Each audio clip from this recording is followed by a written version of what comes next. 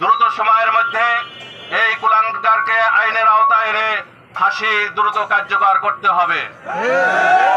অন্যথায় এদেশের ধর্মপ্রাণ মুসলমান, ইসলাম প্রিয় মুসলমান এমন কর্মসূচি দিবে যেই কর্মসূচিতে এদেশের যত নাস্তিক আছে, যারা আল্লাহর বিরুদ্ধে কথা বলে, রসুলের বিরুদ্ধে কথা বলে, ইসলামের বিপক্ষে কথা বলে, তাদেরকে বাংলাদেশ থেকে বিতাড়িত করে ছাড়বে ইনশাআল্লাহ।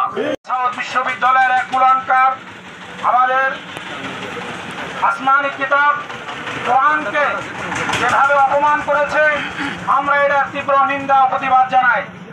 এই ধরনের কোন কুলাঙ্গার যাতে বাংলাদেশে দ্বিতীয়বার আর সাহস না পায় আল্লাহর কোরআনকে অপমান করা, ঠিক কিনা বন্ধুরা? শুধু তাই নয়, আমাদের প্রিয় নবী হযরত মুহাম্মদ সাল্লাল্লাহু আলাইহি ওয়াসাল্লাম সহ ইসলামের যত আমাদের ভিত্তি আছে, একটি ভিত্তির উপরে যদি কোনো নাস্তিক বেঈমান মুরতাদ যদি দুঃসাহস দেখায়, তাহলে আমরা বাংলাদেশে তাদেরকে প্রতিহত করব ইনশাআল্লাহ।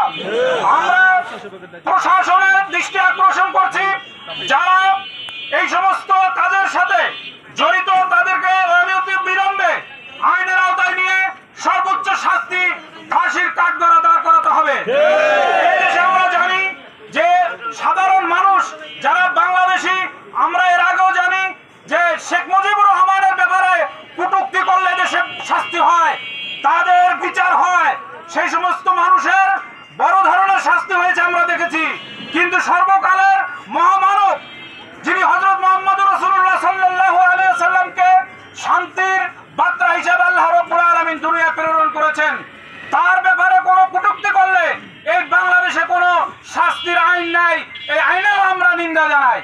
আমরা ভবিষ্যতে এই আইন চালু করতে চাই যে আমাদের রাসূল করিম সাল্লাল্লাহু আলাইহি ওয়াসাল্লামকে নিয়ে যদি কোনো নাস্তিক বেঈমান মুরতাদ কোনো ধরনের কটূক্তিমূলক আলোচনা করে, তাদেরকে বাংলাদেশের আইন করে তাদেরকে ফাঁসির কাঠগড়ায় দাঁড় করাতে হবে। বন্ধুরা,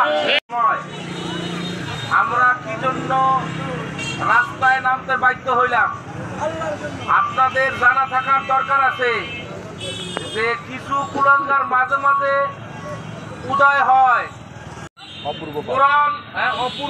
অপূর্ব পাল নামক এক কুলাঙ্গার, সে কোরআন ছিঁড়ে এই কোরআনের অপমান করেছে, আলোচনা করেছে, পায়ের নিচে নিয়েছে, এই কোরআনকে সে বেইজ্জতি করেছে, অপমান করেছে।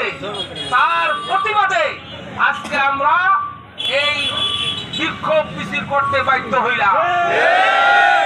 যারা কোরআন অপমান করেছে, যারা ইসলামকে অপমান করতে চায়, তারা যেন নাকে তেল না দিয়া তেল দিয়ে যেন ঘুম আসে না।